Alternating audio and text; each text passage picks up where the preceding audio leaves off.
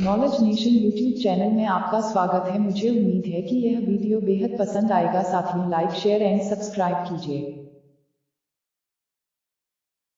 Editor Champa Lal. Hi guys, good evening everyone. Knowledge nation समूह के लिए मैं अमित जैन, और आप कैसे हैं? उम्मीद करता हूँ सभी बहुत अच्छे होंगे और अच्छे से एंजॉय भी कर रहे होंगे। तो साथियों, अपन हिस्ट्री अध्ययन कर रहे हैं। इतिहास कहते हैं कि बहुत इम्पोर्टेंट सब्जेक्ट है और अपने अतीत से ही वर्तमान का निर्माण होता है। तो हिस्ट्री में हमने मुगल एम्पायर पढ़ रहे थे। मुगल एम्पायर में हमने बाबर की 2 बायोग्राफी कंप्लीट कर ली है, मतलब 2 भागों में।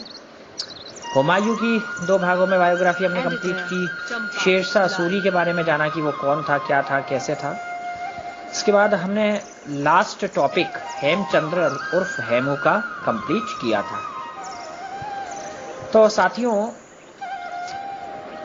आज हम अकबर की बात करेंगे। अकबर हिस्ट्री में बहुत महान शासक हुआ है और इतना महान हुआ है कि पूछो ही मत। कहते हैं कि मुगल एम्पायर का सर्वश्रेष्ठ शासक ही वही था। ओके, तो बताते हैं कि बहुत इंपॉर्टेंट शासक था और उसने काफ़ी बड़े बड़े कीर्तिमान स्थापित किए। तो आज हम उन्हीं पे चर्चा करेंगे। इसका आज पहला पार्ट लेकर मैं आया हूँ। अकबर ने 1556 से लेके 1605 तक शासन किया था, लगभग 49 ईयर्स, 49 वर्षों तक। तो बहुत बड़ा हिस्ट्री उसने कवर की है, बहुत बड़ा समय टाइम पीरियड उसने कवर किया, इसलिए उसके थोड़े पार्ट भी ज़्यादा हो सकते हैं। तो चर्चा कर लेते हैं। तो साथियों, अपन ने पिछले टॉपिक में ये जान ही लिया था कि अकबर से पानीपत का प्रथम द्वितीय युद्ध हेमू का होता है। हेमू हुमायूं की मृत्यु के बाद दिल्ली का शासक बन जाता है। विक्रमादित्य की वो उपाधि ले लेता है, टाइटल ले लेता है, और बताते कि बहुत अच्छा वो शासक था। 22 युद्ध उसने पानीपत के द्वितीय युद्ध से पहले लड़े और किसी को वो हारा नहीं, सबको जीता वो। ओके, बट पानीपत के द्वितीय युद्ध में वो हार जाता है, वो भी उसकी बदकिस्मती, बदनसीबी की वजह से। बाकी वो 90%, 90% युद्ध वो जीत चुका था। सिर्फ और सिर्फ एक आंख में तीर लग जाने की वजह से उसकी मृत्यु हो जाती है। ठीक है, मृत्यु क्या हो जाती है, वो हाथी से नीचे गिर जाता है और घायल हो जाता है। उसके बाद उसको अकबर के पास लाया जाता है। उसका सेना का जो उसकी आर्मी थी, उसका कॉन्फिडेंस डाउन हो जाता है, कॉन्फिडेंस टूट जाता है, वो हथियार डाल देती है और मुगल सेना उनके ऊपर भारी पड़ने लगती है और हेमू को अकबर के पास लाया जाता है। अकबर जो था वो उसके सेनापति बैरम खां के साथ युद्ध लड़ रहा था। बैरम खां उसको अकबर को निर्देशित करता है कि भाई साहब, आप इसका कत्ल करो, इसका सिर काटो, लेकिन अकबर मना कर देता है। ये बात मैंने आपको बताई थी। फिर बैरम खान स्वयं ही इसका सिर कलम कर देता है। और आपको हिस्ट्री में एक मोस्ट इंपोर्टेंट बात बताऊं कि जब भी मुस्लिम शासकों ने खासकर मुगल एम्पायर में मुस्लिम शासकों ने शासन किया, उस समय वह किसी भी हिंदू राजा से युद्ध करते थे तो युद्ध हराने के बाद वह उनकी सेना का कत्लेआम करते थे और उनके सिरों की एक मीनार खड़ी करते थे, एक दीवार खड़ी करते थे। और कहते हैं कि कोई भी मुस्लिम शासक गैर मुस्लिम शासक को जब युद्ध में हराता था तो उससे उसको गाजी की उपाधि दी जाती थी। तो अकबर को भी मिल गई थी। अकबर मात्र 13 वर्ष की आयु में शासक बन गया था पूरे मुगल साम्राज्य का, भारत का। ओके, तो बताते हैं कि बाबर जो अकबर था, उसने पानीपत का द्वितीय युद्ध हरा के शासक बना। अब अपन थोड़ी बायोग्राफी देख लेते हैं अकबर की। अकबर का जन्म हुमायूं की पत्नी हमीदा बानो से 15 अक्टूबर 1542 को अमरकोट में राजा वीर साल के यहाँ पर हुआ था। ठीक है, शुरू में ये वहीं रहा क्योंकि उस समय शासन इंडिया पर तो शेरशाह सूरी का था। हुमायूं बहुत संकट में चल रहा था।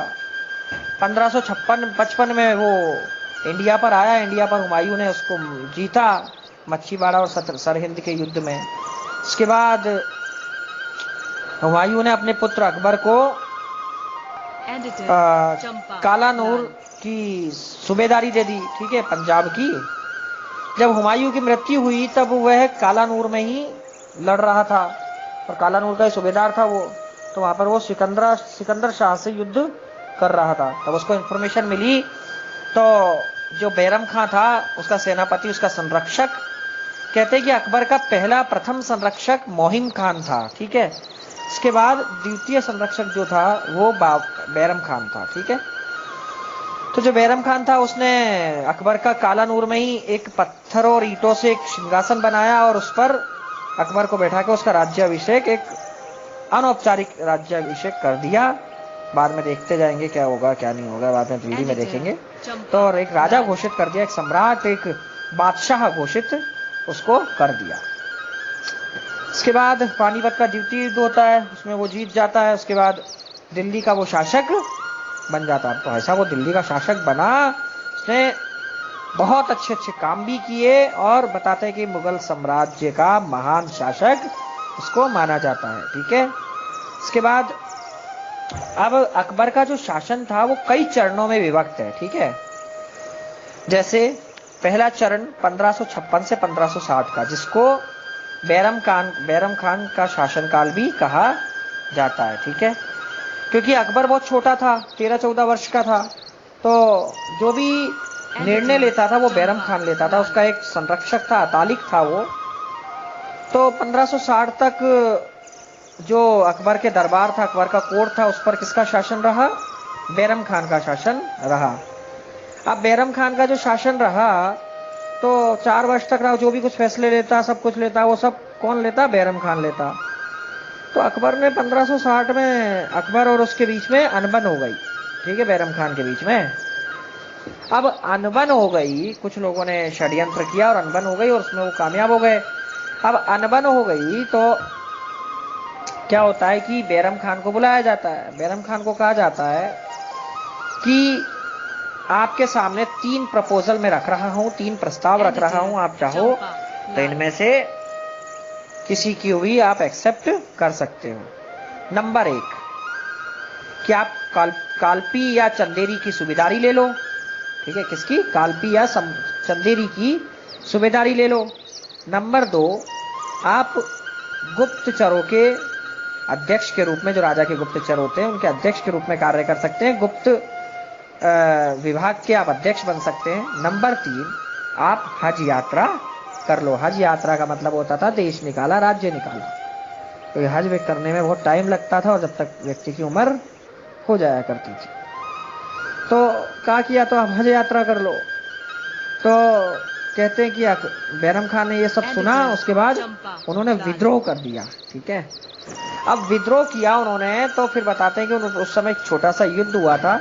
आप लोग इसको याद रखना चाहें तो रख सकते हैं, इससे कोई बड़ा विषय नहीं है, नहीं रखे तो नहीं रखे। तलवाड़ा का युद्ध हुआ था जिसमें बैरम खान की हार हुई, ठीक है। अकबर ने उसको हरा दिया। इसके बाद वो मक्का जाने के लिए निकल लिया। अब जब वो मक्का जा रहा था तो एक गुजरात के रास्ते में एक पाटन जगह आती है जहां पर उससे मुबारक खान की मुलाकात हुई, जो कि एक अफगान था जिसने उसकी हत्या कर दी, ठीक है। मुलाकात होने के बाद बैरम खान की हत्या कर दी और यहां पर इसका चैप्टर क्लोज हो जाता है, ठीक है। अब मक्का जा रहा था, मक्का जाने के बाद गुजरात के रास्ते उसकी पाटन आता है। पाटन में उसकी जो मुबारक खान था वो अफगान था, क्योंकि बदला तो लेना चाहते थे ना, क्योंकि अफगानों को मुगलों ने क्या किया था? हराया था, ठीक है। और इसमें बैरम खान भी एक बहुत बड़ा रोल था, इसलिए बैरम खान को मौका मिलते ही मुबारक खान ने बैरम खान की हत्या कर दी। उसके बाद गुजरात के फकीरों ने उनका एक जो अंतिम रस्म होती है वो सब वहीं पे किया। उसके बाद क्या होता है कि उसी दौरान मुगल साम्राज्य में महामंगा का गुट तैयार हो रहा होता है, ठीक है। महामंगा अकबर की दाई माँ थी, ठीक है। उसको उसने पालन पोषण किया था, सब कुछ अकबर का उसने ही किया था। तो महामंगा का गुट तैयार हो रहा था और जिसको बताते हैं कि 1560 से 1562 के बीच में पेटीकोट शासन कहा जाता है, ठीक है। अब पेटीकोट शासन क्या था? इसके अंदर एक तो महामंगा खुद स्वयं थी, जीजी अंगा थी, आदम खान था और एक मोहिन खान। ये 4 लोग बहुत प्रभावी थे और इन्होंने 1560 से 1562 तक अकबर के दरबार पर अपना नियंत्रण रखा। पेटीकोट शासन इसको कहा जाता है। अब अकबर काफी दिनों तक 2 वर्ष तक कोशिश करता रहा। इसके बाद अकबर ने क्या है कि अकबर का एक अतालिक हुआ करते थे, एक संरक्षक हुआ करते थे, जिनका नाम था अदगा खां। ठीक है, तो अदगा खां जो थे उन पे वो बहुत विश्वास करता था, और विश्वास करने की वजह से वो भी उन पे बहुत विश्वास करते थे, मतलब दोनों के रिश्ते बहुत अच्छे थे।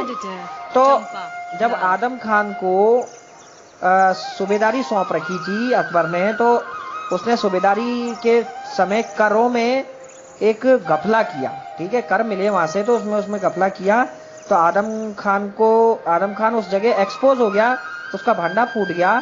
तो भांडा फूटने के बाद क्या हुआ कि अदगा खां जो थे उन्होंने अकबर को सारी कहानी बता दी। तो आदम खान जो था वो क्रोधित हो गया। उसने क्रोधित होने के बाद अदगा खां की हत्या कर दी। अब अकबर इससे काफी व्याकुल हुआ और भाव विभोर हो गया, उसको बड़ा क्रोध आया, और उसने क्या किया कि आदम खान को अपने महल की छत से 2-3 बार ऊपर नीचे गिरा गिरा के उसकी हत्या कर दी, जिससे महामंगा काफी दुखी हुई, और उनका भी मतलब कुछ गलतियों की वजह से उनको भी अकबर ने कैद कर लिया, और उनकी भी ऐसे ही कैद में मृत्यु हो गई। तो ऐसे करके पेटीकोट शासन यहाँ पर क्लोज होता है। ठीक है, तो यह कुछ पॉइंट्स थे। आगे अपन कल पढ़ेंगे पार्ट 2, अकबर बायोग्राफी पार्ट 2, जिसमें हम जानेंगे कि आगे अकबर ने क्या किया क्या नहीं किया। ओके, तब तक एंजॉय कीजिए, मस्त रहिए, पढ़ते रहिए। हिस्ट्री बहुत इंपॉर्टेंट सब्जेक्ट है, मजा आता है पढ़ने में, इतना मजा आता है कि पूछो ही मत। ठीक है, तब तक पढ़ते रहिए, एंजॉय कीजिए, आपका दिन शुभ हो। Thank you, all the best and have a nice day.